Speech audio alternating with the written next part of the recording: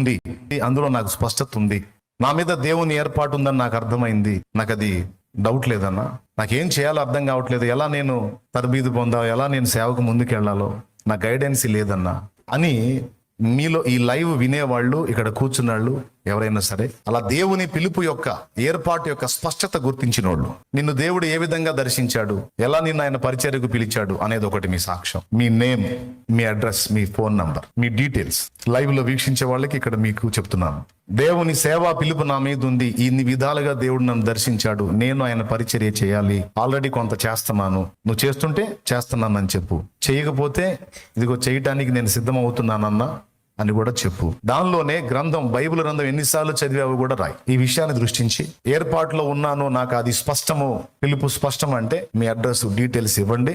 ఎలా నిన్ను దేవుడు దర్శించి మాట్లాడాడో కూడా ఒక ఛాన్స్ ఉంటే, మీరు దూరంలో ఉంటే మెసేజ్ టైప్ చేయొచ్చు, వాయిస్ మెసేజ్ మాట్లాడవచ్చు, మీ డీటెయిల్స్ ఇవ్వచ్చు అండ్ మీ సాక్ష్యం. అంటే మళ్ళీ గంట ప్రసంగం చేయకండి.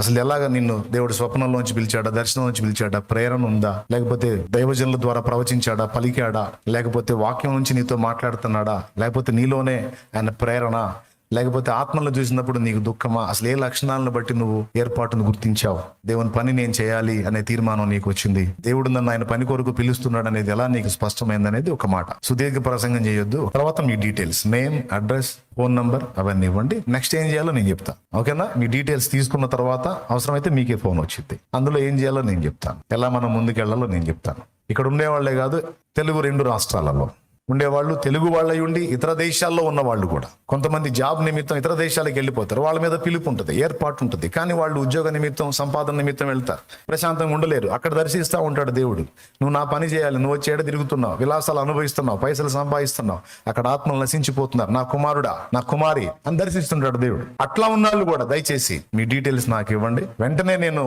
మీకు ఫోన్ చేస్తానని చెప్పను, కానీ మీకు సమాచారం పంపేదానికి నేను ఆలోచన చేస్తాను. మీ డీటెయిల్స్ నేను తీసుకుంటాను. తప్పకుండా ఈ విషయంలో మీరు ఎలా ముందుకెళ్లాలో దేవుడు నాకు ఇచ్చిన అవగాహన చొప్పున నేను మిమ్మల్ని నడిపిస్తాను. ఒకవేళ మీరు సేవ చేస్తుంటే లేదా చేయడానికి మొదలు పెడితే ఈ విషయం కూడా రాయండి. మీరు స్వచ్ఛందంగా సేవ చేయాలనుకుంటున్నారా, లేకపోతే షాలేమన్నతో కలిసి తండ్రి సన్నిధి మినిస్ట్రీస్ లో నుంచి నేను పరిచర్య చేయాలనుకుంటున్నాను అంటారా, ఆ వివరాలు కూడా రాయండి. కాబట్టి ఈ రోజు ఇక్కడ కూర్చున్న వాళ్ళలో కొంతమంది దేవుని ఏర్పాటులో ఉండుండొచ్చు, లేదా అందరూ ఉండుండొచ్చు. అందరూ ఉండాలని నా కోరిక, అందరూ ఉండాలి. కోత విస్తారంగా ఉంది, పనివారు కొద్ది మంది. కొంతమంది ఉన్నా నిష్ఫలులైపోయారు, కొంతమంది ఉన్నా దుర్బోధంలోకి వెళ్ళిపోయారు, కొంతమంది ఉన్నా ఆత్మల భారం విషయంలో చల్లారిపోయారు, కొంతమంది ఉన్నా లోకాశలకు చిక్కారు, కొంతమంది ఉన్నా ధనాపేక్షలో పడ్డారు, కొంతమంది ఉన్నా జీవపు డంబంలో పడ్డారు, కొంతమంది ఉన్నా ప్రాంతాలను ప్రభావితం చేసేంత ఉజ్జీవం, అంత భారం కలిగి లేని స్థితిలో ఉన్నారు. కొంతమంది పాపం చేస్తున్నారు, కొంతమంది అడుగేసి కూడా చల్లారిపోయారు. కాబట్టి ఒకడు వెనక్కి తగ్గితే మరొకడు ఆ స్థానాన్ని భర్తీ చేసే విధంగా మనం ముందుకెళ్ళాలి. కొంతమంది నేను చదువులో ముందుకెళ్ళలేకపోతున్నాను దిగులు పడతారు. Don't worry. నేనన్నా 8, నాకు బాప్తీసం ఇచ్చిన ఆయన అయితే 6వ తరగతి అనేక సార్లు తప్పానని ఆ దైవజనుడు సాక్ష్యం ఇచ్చాడు. నాకు బాప్తీసం ఇచ్చిన ఆయన లక్షల మందిని ప్రభావితం చేశాడు ఆయన.